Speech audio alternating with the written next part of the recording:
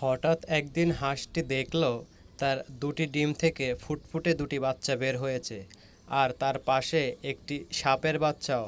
সাপের বাচ্চাটিকে দেখে হাঁস অনেক অবাক হলো এবং সাপের বাচ্চাটিকে বলল, কি রে সাপের বাচ্চা, তুই এখানে কি করছিস? তুই এখানে কিভাবে আসলি?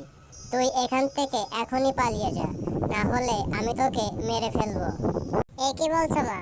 তুমিই তো আমাকে পৃথিবীতে এনেছো, আবার তুমিই এখান থেকে চলে যেতে বলছো? আমি কোথাও যাব না, তুমিই আমার মা।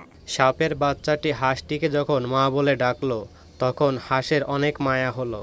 তারপর সে বলল, আচ্ছা ঠিক আছে, তুই যেহেতু আমাকে মা বলে ডেকেছিস, তুই এখানেই আমার বাচ্চাদের সাথে থাকবি। আমি বুঝতে পেরেছি তোদের অনেক ক্ষুধা পেয়েছে। আমি নদী থেকে তোদের জন্য ছোট ছোট মাছ ধরে আনি, তোরা এখানে থাক।